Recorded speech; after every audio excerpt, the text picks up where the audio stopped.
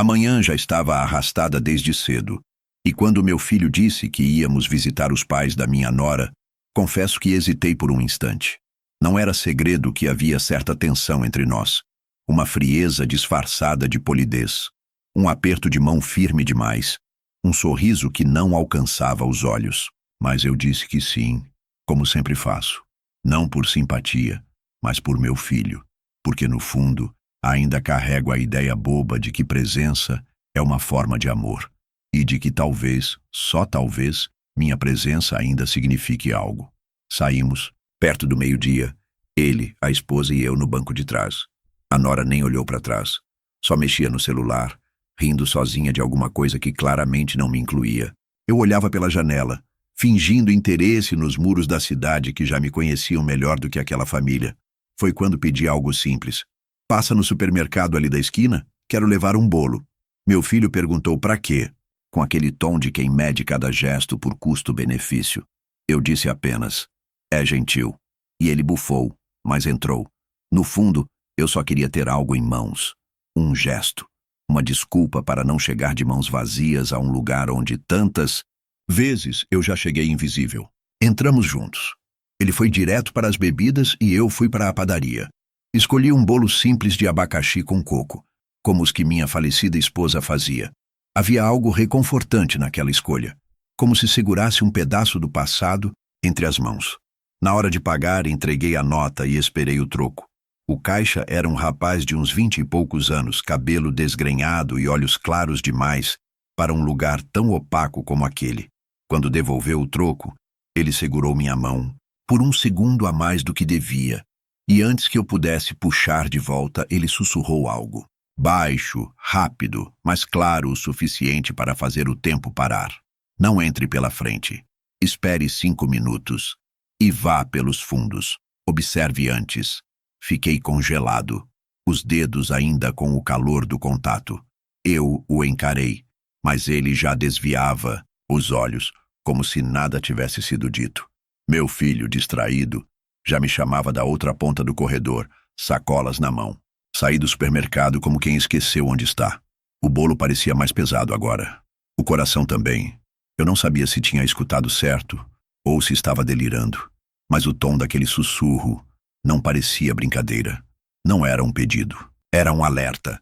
No carro, de volta ao trajeto, não disse nada. Mas comecei a reparar nas coisas que sempre ignorei. O modo como minha nora se irritava com minha presença. Como falava sobre mim como se eu fosse um inquilino incômodo, não o pai do marido. Como as reuniões de família eram sempre na casa dos pais dela, nunca na nossa. Como meu neto sempre parecia desconfortável quando me abraçava, como se tivesse sido ensinado a manter distância. E como meu filho, antes tão doce, agora parecia ocupado demais para notar qualquer coisa além da tela do celular e das demandas do dia a dia. Quando chegamos à casa da família dela, meu filho estacionou como de costume na frente da garagem. Ele desceu primeiro. Eu ainda estava com a mão na maçaneta quando pensei melhor. Espera aí, eu disse. Deixei cair o meu relógio no carro. Vai indo. Eu encontro vocês lá dentro. Ele não deu importância, nem olhou para trás. Eu o vi subir os degraus da entrada com a naturalidade de quem pertence. E eu fiquei ali, fingindo procurar um relógio que nunca caiu. Olhei para o portão lateral. Estava destrancado. Algo em mim sussurrava com a mesma urgência do rapaz no caixa. Vá pelos fundos. Então fui. A lateral da casa era estreita, mas o suficiente para caminhar sem fazer barulho. A porta dos fundos dava direto para a cozinha, mas estava entreaberta. Não entrei. Me escondi atrás de uma cortina de plantas mal cuidadas. De onde eu estava, eu podia ver a sala por reflexo no espelho da cozinha. E foi ali, parado como um estranho na casa onde eu deveria ser bem-vindo, que entendi que algo estava prestes a mudar. 5 minutos depois, o que eu vi por aquele reflexo mudou tudo, mas naquele momento, eu ainda era apenas um velho com um bolo na mão e um aviso na cabeça. Um homem que, por uma coincidência, ou por um alerta calculado, decidiu escutar o silêncio antes da porta. E foi essa escolha, aparentemente pequena, que me salvou de ser mais uma vez enganado. Porque o que eu veria em seguida não dava mais para desver. Ainda parado atrás da cortina de plantas ressecadas, o bolo equilibrado nos braços como uma oferenda deslocada, Ouvi as primeiras vozes antes de vê-las. As palavras vinham rápidas, abafadas, misturadas ao som dos talheres sendo dispostos na mesa. Pela janela da cozinha, as vozes se misturavam, familiares e, ao mesmo tempo, estrangeiras. Era a voz do meu filho, da minha nora e de outras pessoas da família dela. Eles riam, mas não era riso de boas-vindas. Era aquele tipo de riso que vibra diferente, mais agudo, como o de quem ri do que não devia, do que não pode ser dito, na frente de certas pessoas, do que se conta apenas entre os iguais. Eu me aproximei um pouco mais, o corpo colado à parede, e escutei algo que me deixou em suspenso. Não, ele nem desceu do carro ainda. Vai chegar com aquele jeitinho, de sempre, bolo na mão, tentando agradar. A risada abafada que veio em seguida doeu como uma facada lenta. Era a voz da minha nora, e todos na sala riram junto. É sempre a mesma coisa. Chega todo educado, pergunta se precisa de ajuda, fica ali com aquela cara de coitado. Eu disse, para vocês, é só ignorar que ele se cala. Outra voz, masculina, debochada. Mas ele não se manca? O velho não percebe que tá sobrando faz tempo?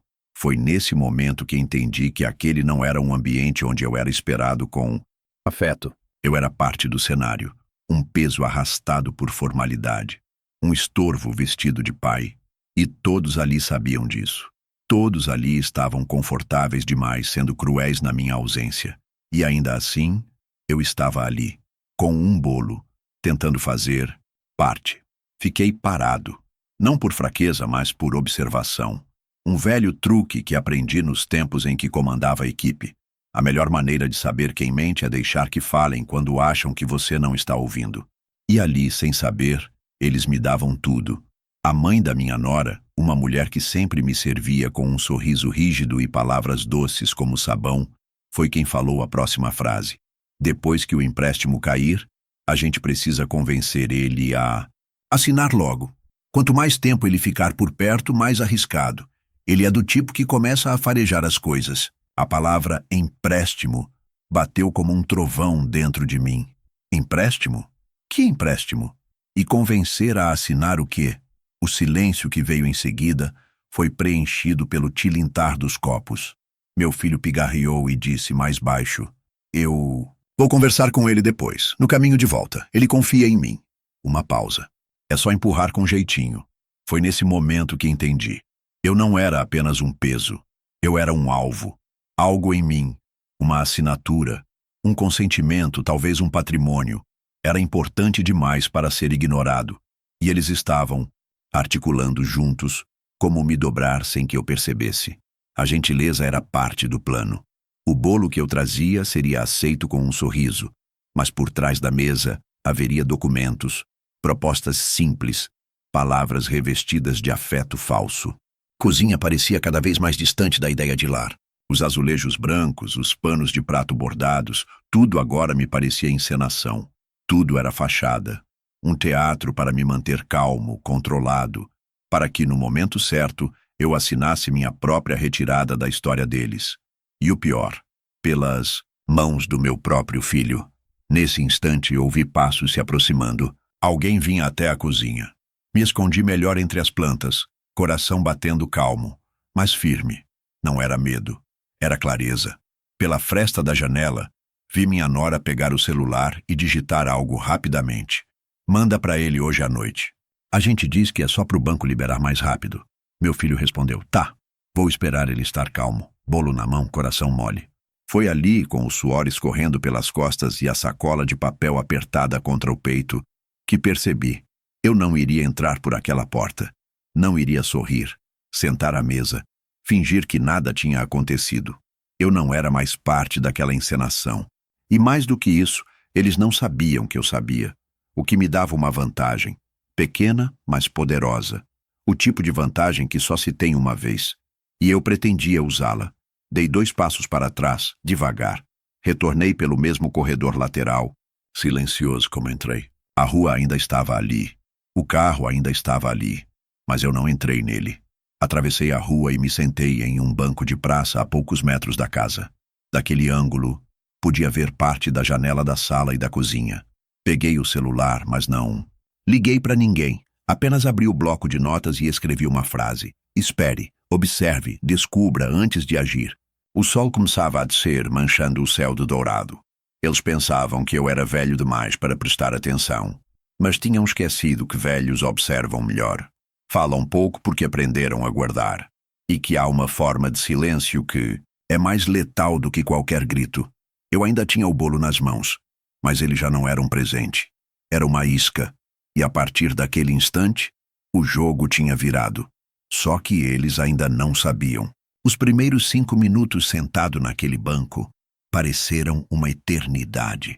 Eu não estava ali para descansar, e sim para escutar com os olhos. A fachada da casa da família da minha nora continuava impecável, com as samambaias pendendo das janelas e os tijolos claros refletindo o fim de tarde como se fossem parte de um postal de boas-vindas. Mas eu já sabia o que tinha por trás, e agora cada detalhe se tornava suspeito. Cada risada lá dentro soava como estratégia. Eles não sabiam que eu havia voltado pelo lado de fora. E naquele lapso entre o acham que sabem e o ainda não descobriram que eu sei, eu tinha algo que não se compra em lugar nenhum. Vantagem. Voltei a me aproximar pela lateral da casa, sem fazer barulho, caminhando devagar pela trilha de pedrinhas. O bolo, que eu havia deixado temporariamente atrás do banco da praça, agora estava esquecido. Minha presença ali já não era a de um convidado, mas de um infiltrado. Um velho que, por instinto ou por experiência, entendeu que havia algo podre naquele ambiente de flores artificiais. Eu não sabia ainda o que, nem o tamanho do problema, mas estava disposto a descobrir com o tipo de paciência que só os homens, traídos pela própria família, conseguem carregar. A cozinha estava vazia agora. A movimentação vinha da sala ao lado, e parte da conversa escapava através de uma porta entreaberta. Eles riam, como se estivessem à vontade, como se já estivessem comemorando algo, como se minha ausência fosse um alívio, ou uma parte necessária de um plano que estava prestes a dar certo. Foi então que vi, através da fresta de uma cortina mal fechada, peguei o primeiro vislumbre do que eles não queriam que ninguém visse. Minha nora, sentada com um tablet nas mãos, exibia um documento na tela. Ao lado dela, a mãe e o pai. E mais afastado, o meu filho, meu próprio filho, com um copo de vinho na mão e o olhar baixo. Ela dizia algo sobre: precisamos que ele assine essa procuração, e com esse documento conseguimos acelerar o trâmite no cartório. A mãe dela sorriu e disse: vai ser fácil, ele não entende dessas coisas. Só assina por confiança. Aquilo foi como uma bofetada, porque ela estava certa. Eu era, até ali, o tipo de homem que confiava, não por ingenuidade, mas por escolha, porque sempre preferi acreditar que quem cresceu sob o meu teto tinha herdado, pelo menos, um traço de honestidade. Mas não, a confiança que eu ofereci se tornou ferramenta. O meu nome, o mesmo nome que carreguei com honra, que assinei em tantos boletos, contratos, receitas médicas, cartas de amor, agora era só mais um item a ser manipulado por conveniência. Mãe da minha nora se levantou e foi até uma bolsa grande sobre o sofá. Tirou de lá uma pasta azul clara e um envelope pardo. Isso aqui é o modelo impresso. Se ele tiver dificuldade com tela, damos esse. E esse aqui é o que ele assina direto. A gente diz que é só pro banco. Meu filho olhou para aquilo e por um instante hesitou. Eu vi. Eu reconheço aquele olhar, mesmo à distância. Era o olhar de quem sabe que está prestes a fazer algo errado e escolhe fazer assim mesmo. Foi então que a voz dele cortou o ambiente. Ele ainda confia em mim. Vai assinar. Só não falem com ele direto. Deixem comigo. Eu digo que é um trâmite padrão. A mãe dela perguntou entre risos: e se ele quiser ler? Minha nora respondeu com algo que não esqueço até hoje. Ele tem óculos velhos, não enxerga direito. Diz que lê, mas só passa o olho. É só manter o tom de sempre, chamar de pai e fingir que é uma bobagem. Ele assina. Vai fazer. Por amor. Foi como ver minha alma sendo desmontada peça por peça. Voltei a recuar, o coração acelerado, mas a mente clara. Eles queriam que eu assinasse um documento que pelo jeito me retiraria de algo. Um direito. uma posse, um bem. Ainda não sabiam o quê, mas já estavam prontos para me empurrar na direção do abismo, sorrindo. E o pior, planejavam usar minha confiança como arma, me chamar de pai como anestesia para o corte. E o meu filho, aquele mesmo menino, que um dia segurou minha mão quando tropeçou no parquinho, agora segurava papéis que cortariam meu nome de algo que construí. Aos olhos deles, eu era descartável, um entrave, um homem velho demais para notar o que se passa ao redor. Mas cometeram um erro fatal. Esqueceram que homens da minha geração não esquecem nada. A gente aprende a observar o mundo sem precisar que ele nos veja de volta. Naquele momento, entendi que não podia simplesmente sair dali e confrontá-los. Não. Isso os colocaria em alerta. Eles ajustariam o plano, se fariam de vítimas, fingiriam emoção, talvez até chorassem. E o pior, jogariam a culpa em mim, no meu temperamento, no cansaço da idade. Eu seria pintado como um velho confuso, difícil, rancoroso. Já conhecia esse roteiro. Já tinha visto isso acontecer com outros amigos, vizinhos, parentes. Quando o idoso percebe que está sendo traído e reage, chamam de louco. Mas quando fica calado, o exploram até o fim. Nenhuma opção é digna, a não ser uma: o silêncio planejado. Saí dali em silêncio, voltei ao banco e recuperei o bolo. Entrei no carro e esperei. Poucos minutos depois, meu filho apareceu pela porta da frente. Olhou ao redor, me viu no carro e sorriu, como se nada estivesse fora do lugar. Entrou no banco do motorista e disse: "Você sumiu, pai. Achei que tivesse se perdido." Eu apenas respondi: "Fui pegar o bolo." Ele olhou para o pacote com a mesma indiferença de sempre. E como se o mundo girasse normalmente, ligou o carro e seguimos rumo à casa deles. Mas agora, eu não era mais o mesmo. Estava ali, quieto, com a caixa de bolo sobre o colo e uma certeza pulsando dentro do peito. Eu sei. E eles não sabem que eu sei. Naquela noite, o bolo ficou intacto sobre a mesa. Nem eu quis, nem eles ofereceram. A visita seguiu como tantas outras, recheada de frases cortadas, sorrisos forçados e um teatro ensaiado de civilidade que já não servia nem para tapar as rachaduras. Eles agiram normalmente, como se nada estivesse acontecendo.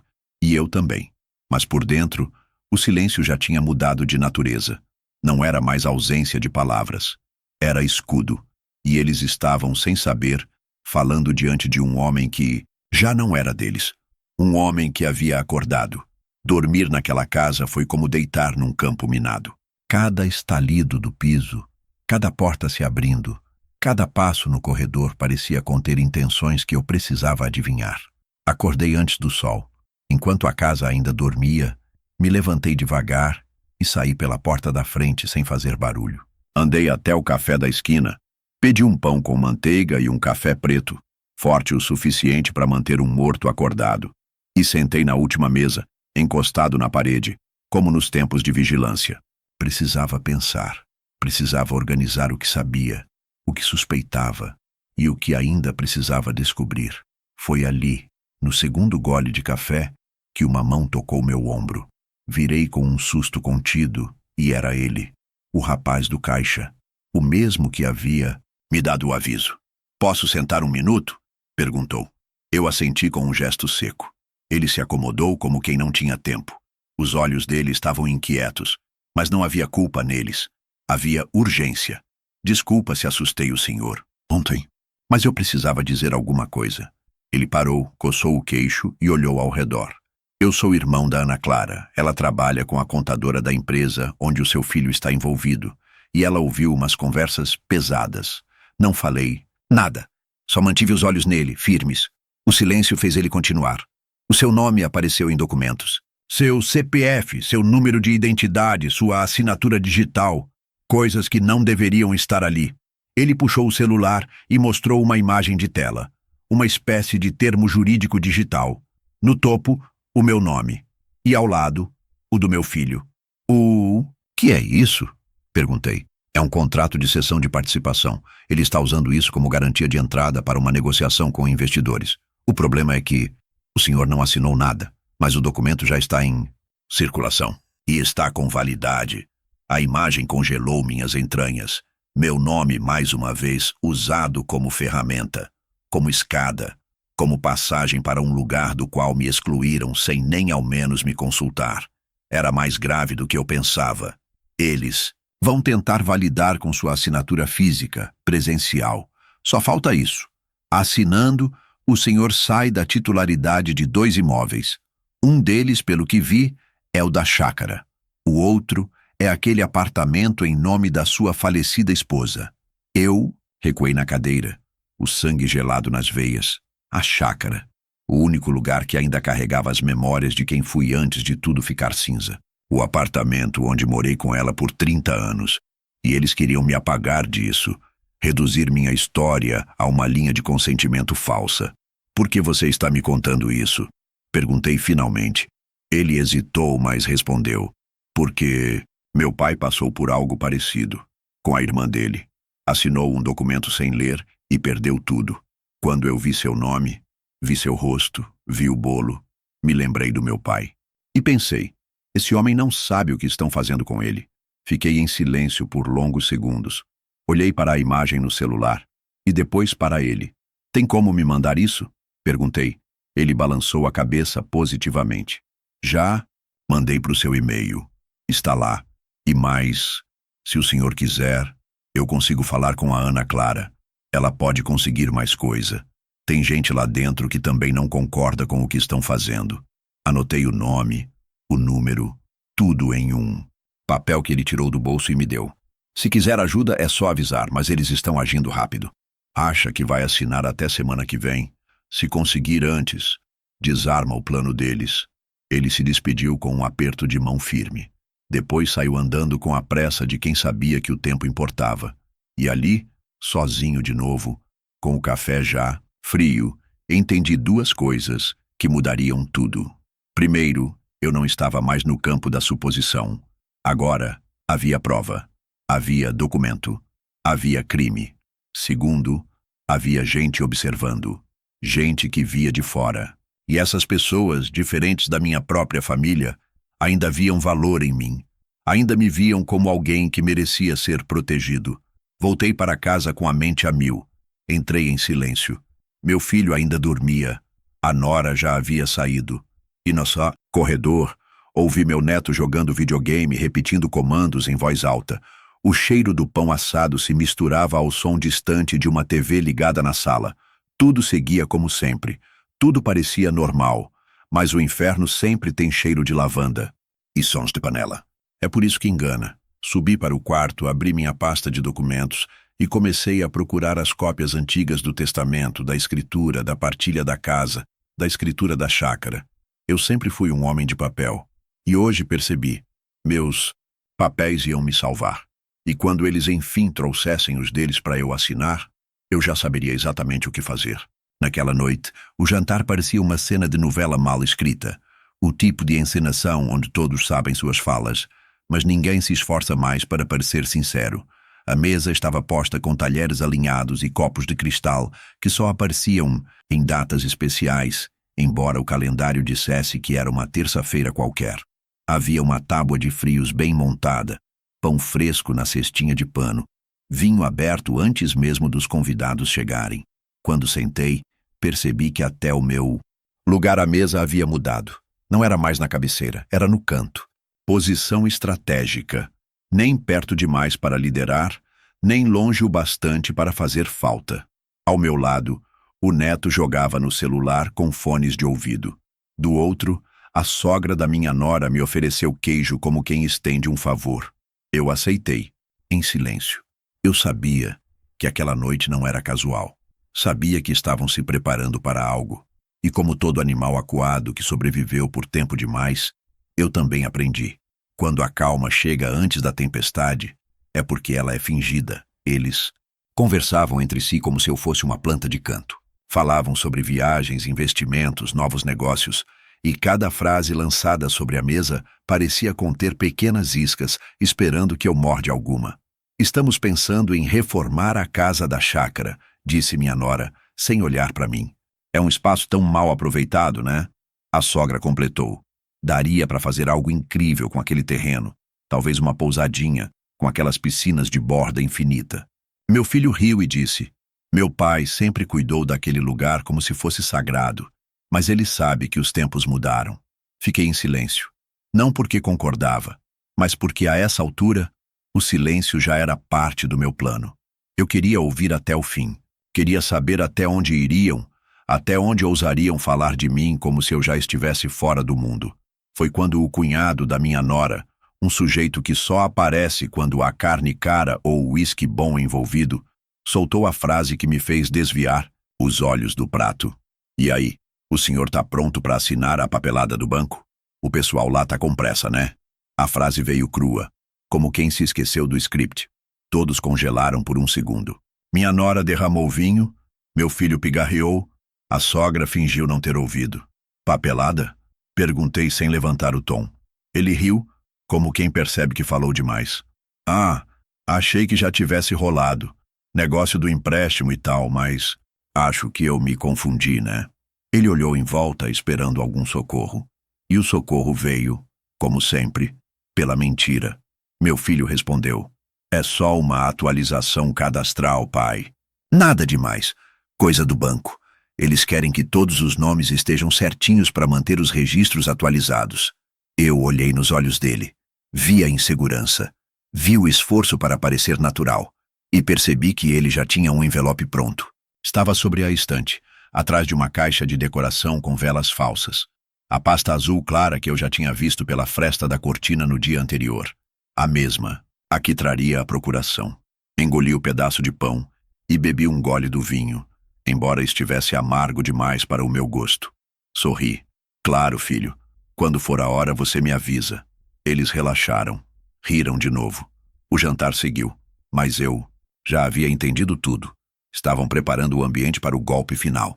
E fariam isso com todos os rituais de quem acredita que a formalidade é suficiente para encobrir a traição. Durante a sobremesa, minha nora começou a falar sobre dar passos maiores como família.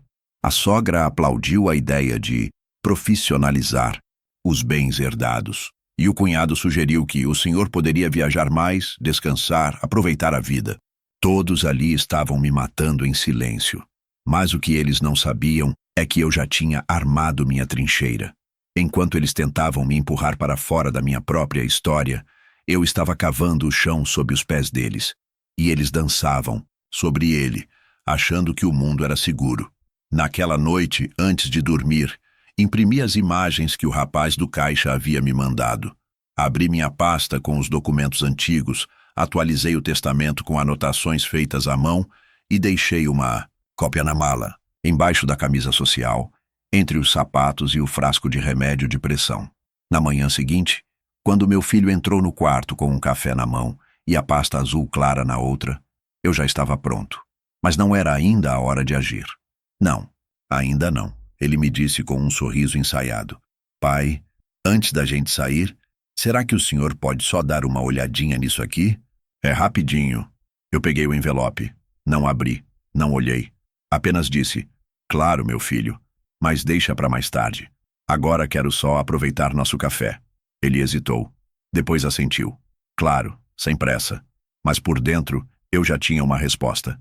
E não seria com palavras. O envelope azul ficou na cômoda como um animal disfarçado. Durante o dia inteiro, todos fingiram que ele não estava ali, mas os olhares o denunciavam. Era como uma espada embainhada à espera do momento de corte. Cada vez que passava pelo quarto, minha nora olhava disfarçadamente para o lugar onde o envelope repousava. Meu filho, mais cauteloso, evitava mencionar o assunto, mas me tratava com uma atenção artificial. Quer mais café, pai? Está confortável aí? Precisa de alguma coisa? Como se estivesse tentando amolecer o couro de uma peça antiga que ele precisava transformar em poltrona. Eu me mantinha neutro, como se nada tivesse acontecido.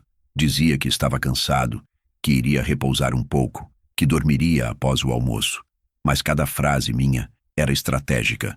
Enquanto eles esperavam o momento ideal para me pressionar a assinar, eu continuava observando. E tudo o que eu via só confirmava o que já sabia. Não era só ganância. Era desprezo. À tarde, entre o almoço e o café, sentei na varanda com o neto.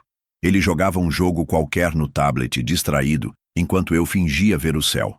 Foi quando ele disse, sem levantar os olhos da tela: minha mãe disse que você não vai mais precisar da chácara, que você tá velho para cuidar dela. O sangue sumiu da minha face, mas meu rosto permaneceu imóvel.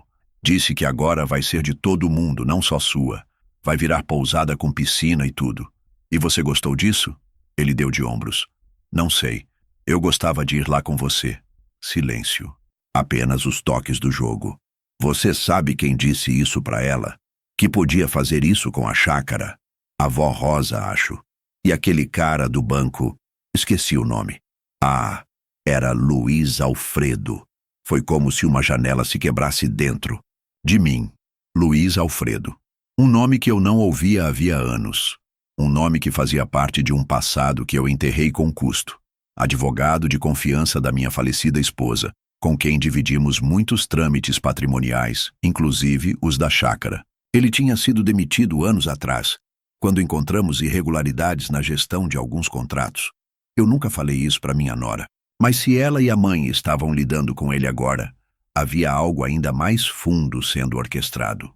Entrei no quarto, abri a pasta de documentos antigos, vasculhei até encontrar uma pasta plástica amarelada com papéis já meio endurecidos pelo tempo. Lá estava, a última cláusula revisada da escritura da chácara, assinada por mim e por minha esposa, na época com testemunhas e selo cartorial.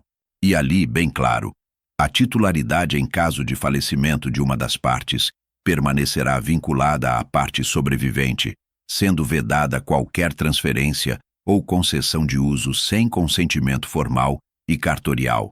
Em outras palavras, só eu podia mexer naquela terra. Ninguém mais. Nem filho, nem herdeiro, nem advogado com intenções duvidosas. Foi então que compreendi o tamanho do plano. Eles estavam tentando me fazer assinar uma procuração que permitiria não apenas o uso da propriedade, mas a negociação dela. O plano era claro: pegar meu nome, disfarçar de atualização bancária, ativar a assinatura e usar Luiz Alfredo como facilitador no cartório. Aquilo que parecia apenas uma manobra familiar era, na verdade, uma operação para me arrancar o que restava de mim, e eu sabia o porquê. A chácara não era só um bem imóvel, era um território de memória, onde enterrei meus cães, onde plantei as árvores que deram sombra aos brinquedos do meu filho, onde se encontra o banco de madeira, onde minha esposa costumava ler com os pés descalços. Aquela terra não era feita de solo, era feita de passado. Naquela noite, antes do jantar, meu filho entrou no quarto. Estava nervoso. Ajeitou a gola da camisa, limpou os óculos com a barra da blusa. Disse que precisávamos conversar com calma. Sentou-se ao meu lado e estendeu a pasta. E quando começou a dizer: é um documento simples, só para nos ajudar a colocar tudo no seu nome, pai. Eu apenas levantei a mão. Luiz Alfredo ainda usa aquela caneta com tinta marrom escura ou ele trocou? A pergunta o cortou como navalha. Ele arregalou os olhos. Como assim? Só estou perguntando. Faz tanto tempo que não ouço o nome dele. Fiquei curioso. Ele ainda atende na mesma sala da Rua Coronel Sampaio? Ele não respondeu, mas eu já tinha todas as respostas. Levantei-me devagar. Fui até a mala. Retirei o envelope que o rapaz do supermercado havia me mandado. Coloquei sobre a mesa. Depois, retirei a cópia da escritura. Coloquei ao lado. Em seguida, a cláusula de testamento, a foto da pasta do banco. E, por fim, a imagem do contrato falso com a assinatura digital adulterada. Então olhei nos olhos do meu filho. O mesmo menino que um dia me pedia para amarrar os cadarços e disse: você tem exatamente 24 horas para me devolver tudo que meu nome carrega. Ou amanhã de manhã, às 9h, eu estarei no cartório com meu advogado, com a imprensa local e com a Corregedoria de Justiça. E quem vai precisar de ajuda com papelada é você. Não houve resposta. Só silêncio. Mas naquele silêncio, eu ouvi o som da muralha deles começando a ruir. Não houve mais jantar naquela noite. A cozinha permaneceu montada como um cenário abandonado, com o arroz ainda quente na panela e a carne exposta sob o vapor de um pano úmido. Ninguém teve coragem de me chamar para a mesa. Ninguém teve coragem de tocar no assunto. O envelope azul havia sumido da cômoda como por mágica, e meu filho não cruzou mais o corredor até o meu quarto. Mas eu sabia que estavam em estado de emergência. Sabia porque reconheço o cheiro da culpa quando ele começa a transpirar pelas paredes. É sutil, mas existe. É como ferrugem em tubo de oxigênio, silenciosa, corrosiva, inevitável. Na manhã seguinte, o café já não foi servido como antes. Tudo estava mais seco, mais distante. A nora saiu cedo, disse que tinha compromissos e não me dirigiu a palavra. O neto evitava olhar nos meus olhos. O ambiente havia mudado de temperatura. E por mais estranho que pareça, isso me trouxe alívio, porque o fingimento já havia se rompido, e agora cada um teria que lidar com o próprio reflexo. Peguei o celular e liguei para um nome que não pronunciava há anos, Dr. Marcelo R. Toledo, meu advogado da época em que ainda mantínhamos ativos os bens familiares, antes da morte da minha esposa. Ele atendeu com a mesma voz pausada de sempre. Eu não precisei dizer muito. Apenas pedi que me encontrasse no escritório dele naquela tarde e que levasse tudo o que tínhamos arquivado a respeito da chácara, do apartamento da Rua São Felipe e da empresa do meu filho. Ele apenas respondeu: "Estarei te esperando." Durante o restante da manhã, me isolei no quarto. Comecei a reorganizar mentalmente os detalhes que até então eu tratava como desconfortos vagos. E foi só agora, com o distanciamento do engano, que entendi. As pistas sempre estiveram ali. Só que quando você ama, você filtra, você justifica. Você se convence de que são fases, cansaços, mal-entendidos. Que seu filho está sob pressão, que a nora está de mau humor, que a sogra dela é apenas uma mulher prática. E você segue, acreditando que o mal é apenas desatenção. Mas não era. As reformas insistentes no terreno da chácara nos últimos meses, que nunca me pediram opinião. As insistências para desocupar o apartamento antigo que, segundo eles, estava sem uso. As visitas raras, cada vez mais curtas. A forma como meu nome deixou de aparecer nas conversas sobre futuro e passou a surgir apenas em contextos de resolução de papelada. Mais uma vez, vi as peças se encaixarem. E junto com elas, o nome de Luiz Alfredo ganhava um novo peso. Ele não estava só atuando como advogado da família da minha nora. Ele era o cérebro do plano. E isso me fez recordar algo que havia ficado enterrado por quase 10 anos. Luiz Alfredo não foi apenas demitido por má gestão. Ele havia tentado, em 2016, incluir uma cláusula fraudulenta em um contrato de leasing relacionado ao terreno da chácara. Um detalhe que eu só descobri porque minha esposa, à época, lia cada documento como quem lê a alma de quem escreveu. Ela viu o erro, me mostrou e juntos desfizemos tudo. Foi depois disso que o afastamos. Na época, ele jurou que foi um erro técnico, mas nunca esqueci o olhar dele. Um olhar de quem não se arrepende de ter tentado, apenas de ter sido pego. E agora ele voltava, pelas mãos da minha nora, e pior, com meu filho consentindo. Naquela tarde, fui ao encontro do Dr. Marcelo. O escritório estava no mesmo lugar, embora o prédio agora tivesse um elevador mais moderno e um recepcionista jovem que não devia ter nascido quando a chácara já estava em nosso nome. Sentamos frente a frente. Ele colocou uma pasta sobre a mesa, abriu com calma e disse: "Você tem ideia do que eles estão tentando fazer?" Assenti com a cabeça. Ele continuou: "Recebi movimentações estranhas nos registros da matrícula da chácara. Estão tentando alterar uma cláusula por via judicial, alegando que o senhor está em estado de debilidade e que uma procuração seria mais rápida do que uma audiência. O autor do pedido, Luiz Alfredo, com testemunhos assinados pela nora e pelo seu filho. Pedi para ver os documentos. Lá estavam, carimbados, com o meu nome citado como parte ausente por impedimento emocional. Uma frase tão absurda que me fez rir. Eles querem atestar que você não tem condições de entender o que está assinando." Olhei para o advogado e disse: "Então eles vão ter a chance de me ouvir entender ponto por ponto. Marcamos uma ação preventiva. Ele faria a notificação formal ao cartório, congelando qualquer tentativa de movimentação da propriedade sem minha autorização expressa. Em paralelo, iniciaríamos um processo de averiguação por má-fé jurídica. E mais importante, ele iria solicitar por vias legais uma retratação formal das partes envolvidas, sob pena de exposição pública dos documentos. Mas não era só isso. Eu queria mais. Não pela vingança, mas pela verdade. Doutor, eu quero que isso fique registrado. Quero que essa história esteja escrita com data, assinatura e nome de todos os envolvidos. Quero que isso seja lembrado. Ele me olhou, sério. Você quer levar até o fim? Quero. E vou começar pela chácara. Na volta para casa, não voltei direto. Passei por ela. A velha estrada de terra ainda estava lá, com os buracos de sempre e o cheiro forte de mato depois da chuva. As árvores que plantei com meu filho ainda estavam de pé. A mangueira, o balanço, o banco de pedra com os nomes nossos e da mãe, dele rabiscados à mão. E ali, em silêncio, eu jurei a mim mesmo, eles não vão apagar isso. Nem com caneta, nem com mentira, nem com o sangue do próprio sangue. Voltei para a casa da minha nora com a mesma expressão neutra. Entrei, cumprimentei, comi quieto, sorri para o neto, e antes de dormir, deixei uma folha dobrada sobre a mesa. Da sala, um lembrete impresso com firma reconhecida.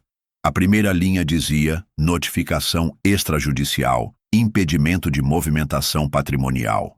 A segunda: a partir desta data, qualquer tentativa de assinatura em nome de Carlos E. de Andrade será considerada fraude. Eles leriam pela manhã, e quando lessem, entenderiam que o pai silencioso tinha voltado a ser o homem que eles esqueceram que ele era. Na manhã seguinte, acordei antes do sol nascer. A casa ainda estava mergulhada naquele silêncio de paredes que fingem paz, mas escondem tensão. Sabia que em poucas horas alguém encontraria o envelope que deixei sobre a mesa da sala e as máscaras que resistiam por tanto tempo começariam a rachar de vez. Eu não precisei ouvir a reação para saber que seria explosiva. Não haveria confronto direto. Não ainda. Eles ainda achavam que tinham margem para a manobra. Mas o que eles não sabiam é que naquela altura, qualquer passo em falso já era queda livre. Tomei café sozinho na varanda, como fazia nos tempos em que a casa era minha. O aroma do pão aquecido veio depois, junto com passos hesitantes. Minha nora passou por mim com os olhos baixos, a xícara tremendo levemente nas mãos. Não disse bom dia. Também não esperava. Meu filho apareceu depois, mais teatral, tentando fingir naturalidade. Mas os ombros pesados, o rosto abatido e a garganta, visivelmente seca, entregavam tudo. Ele se sentou diante de mim, tentou iniciar uma conversa sobre o tempo, sobre o neto, sobre qualquer coisa que não envolvesse a folha sobre a mesa. Você viu aquilo? Ele perguntou por fim, a voz mais baixa que de costume. Vi. Não. Precisava disso, pai. A gente ia conversar com calma. Apenas sorri. Já conversaram demais sem mim. Agora é minha vez de falar em silêncio. Ele ficou imóvel por alguns segundos. Depois levantou-se e saiu sem dizer mais nada. A guerra agora era fria, e isso jogava a meu favor. Eles ainda não sabiam o tamanho da estrutura que eu estava montando, mas logo descobririam. E era essa ignorância que me dava tempo. Voltei ao escritório do Dr. Marcelo às 10 horas. Ele já havia feito os primeiros registros formais. Entramos com pedido de bloqueio das transações envolvendo a chácara e o apartamento. E com base nos documentos anteriores, especialmente na tentativa de falsificação da assinatura digital, também formalizamos uma queixa-crime por uso indevido de dados pessoais. Agora começa o jogo de xadrez, ele disse. Mas eu já estava 2 lances à frente. Pedi a ele que redigisse um adendo ao testamento, alterando a partilha dos bens. Eu não queria mais que meus filhos fossem os herdeiros diretos. A confiança que me restava havia se esvaído como areia entre os dedos. No lugar deles, indiquei 3 instituições: um centro de reabilitação para idosos abandonados, um abrigo para animais e uma biblioteca comunitária, todas com nomes que minha esposa e eu havíamos ajudado a sustentar no passado. Locais onde o que eu doava era bem recebido, onde minha presença fazia falta, onde meu nome não era só um cifrão em potencial. Você quer excluir seu filho totalmente? O advogado perguntou cauteloso. Quero que ele entenda que nome não é herança, é história, e história se protege. Marcamos a data de retificação oficial para a semana seguinte. Em paralelo, pedi também a emissão de uma carta notarial de segurança patrimonial, que enviaremos para o nome de Luiz Alfredo, apenas com uma frase impressa: ainda estou lúcido. E agora, também estou atento. Era meu modo de entrar em campo. Não como vítima, mas como estrategista. No retorno para casa, parei novamente na chácara. Entrei pela lateral, como fazia com meu filho quando ele era pequeno, e fingíamos que estávamos invadindo uma fortaleza. O portão de madeira ainda rangia do mesmo jeito. As pedras do caminho estavam cobertas por folhas secas, mas cada uma parecia contar a mesma história. Aqui, você ainda é dono. Fiquei ali por quase 1 hora de pé, no centro do terreno, olhando ao redor sem dizer uma palavra, apenas escutando o vento. Eu precisava daquele silêncio. Ele me respondia mais do que qualquer conversa vazia. Me mostrava que há lugares onde o tempo não perdoa os ingratos. Naquela noite voltei mais tarde do que de costume. Encontrei a casa estranhamente arrumada, silenciosa demais. Sobre a mesa da sala havia outro envelope, um manuscrito. Reconheci a caligrafia do meu filho antes mesmo de abrir. Pai, nós erramos. Tentamos encurtar um caminho que não era nosso. Fomos levados por promessas, por medo, por ambição. O Senhor tem todo o direito de nos afastar. Mas, se puder, me deixe explicar. Me dê uma chance de te ouvir de verdade. Fechei o envelope e o guardei na mala. Ainda não era hora de resposta. Quando a verdade precisa de espaço, o silêncio é o único som que deve ocupar o cômodo. Na madrugada, liguei para um antigo amigo, Arnaldo, corretor imobiliário aposentado, com quem compartilhei décadas de estrada e conversa. Expliquei que precisava de um lugar. Não qualquer lugar. Um que fosse meu. Silencioso, seguro, afastado, mas não esquecido. Um lugar onde eu pudesse morar sem ser tolerado. Ele respondeu: tenho o que você quer. Chave pode estar com você. Em 3 dias. Fechamos negócio em 20 minutos. Transferência de valor feita no mesmo instante. Em 3 dias, eu teria minha nova morada. E a velha história deles não me alcançaria mais. Mas antes de partir, eu ainda tinha uma última jogada a fazer, não para ferir, mas para lembrar. O convite para o almoço de domingo chegou na sexta-feira à noite por mensagem. Frio, protocolar. Vamos fazer uma feijoada aqui em casa no domingo. A família toda da Megan vai vir. Aparece. A palavra aparece, no lugar de venha. Ou estaremos te esperando, dizia tudo. Soava mais como tolerância do que saudade. Mas eu aceitei. Porque há convites que não se rejeitam. Não por cortesia, mas por estratégia. No sábado, enquanto a casa dormia, fiz a mala pequena com as poucas roupas que restavam. Deixei sobre a cama apenas o necessário para o domingo. Um par de calças alinhadas, sapato engraxado, camisa azul marinho. Sobre a mesa do meu quarto deixei o envelope final. A cópia da transferência oficial da chácara para o abrigo de idosos com reconhecimento de firma. Assinada, carimbada, irrevogável. Embaixo, o testamento novo com as 3 instituições, listadas como únicas herdeiras. Nenhum sobrenome familiar. No domingo, quando me vesti, olhei para o espelho e vi algo que não via há tempos. Não era juventude. Era outra coisa. Uma presença. Uma coluna vertebral. Um nome recuperado. Ao descer as escadas, o burburinho da casa da família da minha nora já tomava conta do ar. Vozes, risadas, cheiro forte de alho e linguiça no fogão. Entrei na cozinha e fui recebido com aquela mesma polidez protocolar de sempre. Um aceno da sogra. Um bom dia sem nem olhar nos olhos. Meu filho, talvez ainda inseguro, me ofereceu café. Eu aceitei. A varanda estava montada com cadeiras extras, ventilador ligado, guarda-sol improvisado. Havia pelo menos 12 pessoas ali. Todos os sorrisos se voltaram para mim ao mesmo tempo, como se eu fosse uma figura folclórica que aparece de vez em quando e deve ser tratada com o mínimo necessário. Sentei-me ao fundo, de onde podia observar tudo. Durante o almoço eles falaram sobre planos. Planos que incluíam reestruturar o terreno da chácara, avaliar a reforma do casarão, começar um projeto turístico no local. Falavam como se tudo estivesse certo, como se o terreno já fosse deles. A mãe da minha nora até disse: eu já até sonhei com a fachada. Uma entrada com o nosso sobrenome e aquelas fontes de pedra chique. O detalhe era, todos ali sabiam do que estavam falando, menos a família do lado de cada mesa. Eles ainda achavam que o jogo estava a favor deles, que minha presença ali significava rendição. Eles não sabiam o que eu sabia, e menos ainda, o que eu havia feito.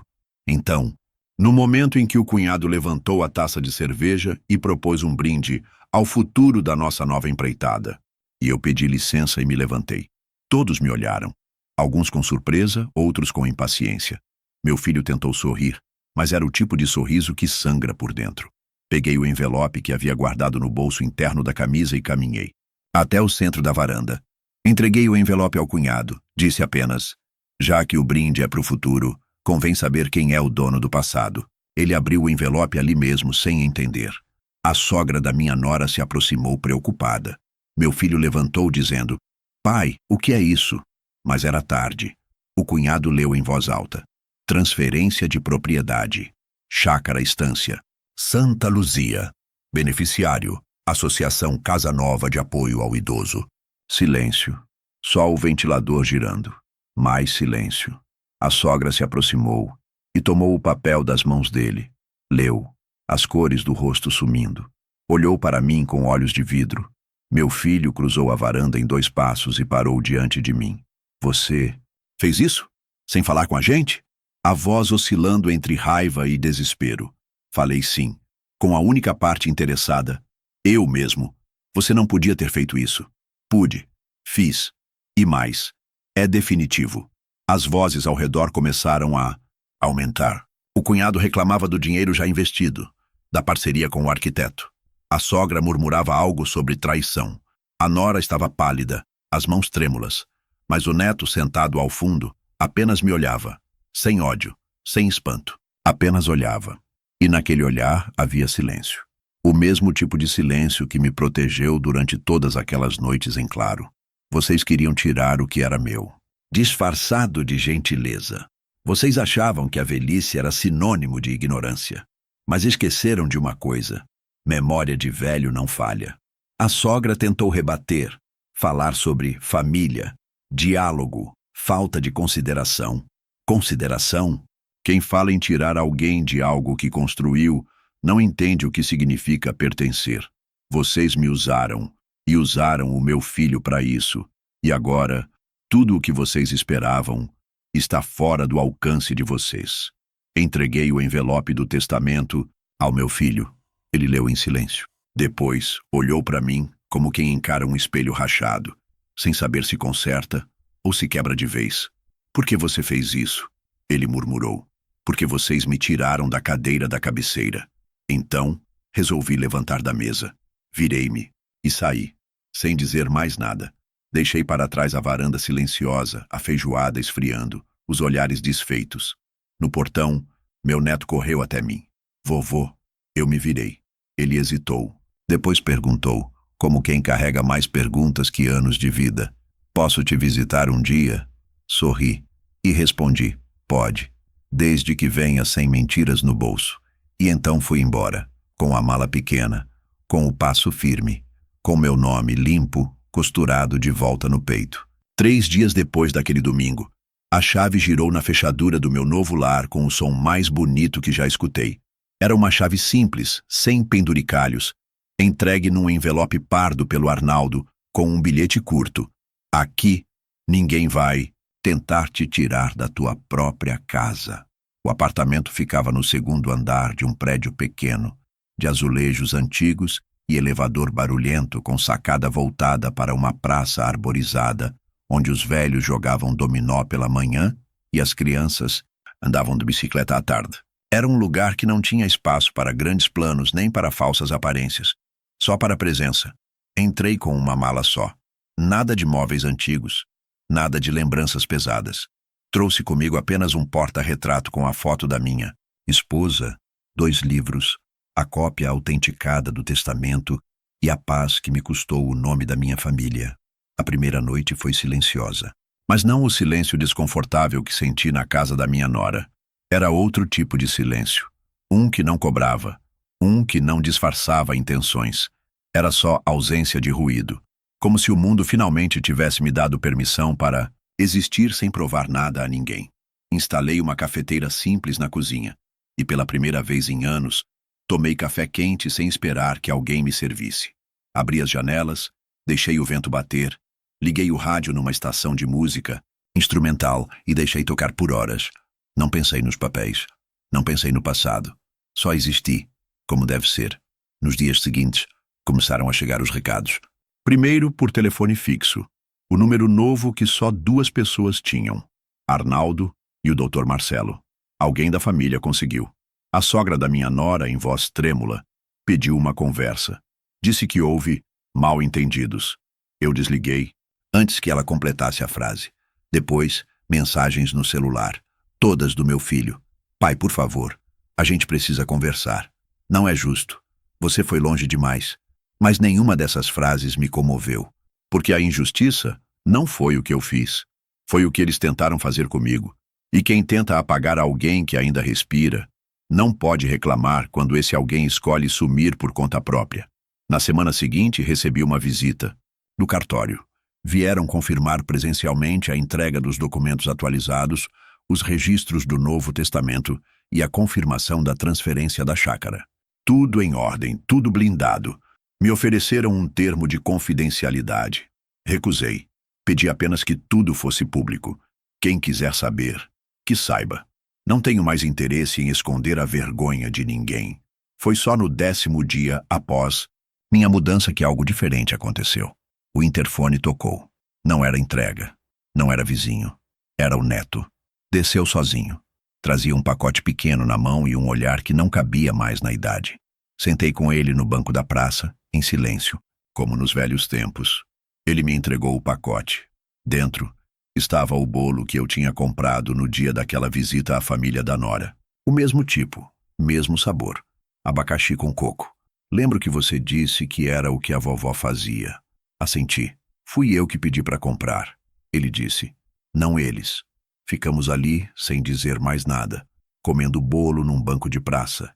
E, naquela fatia úmida, simples, doce, eu percebi que há laços que resistem, mesmo que fracos, mesmo que cercados de ruído.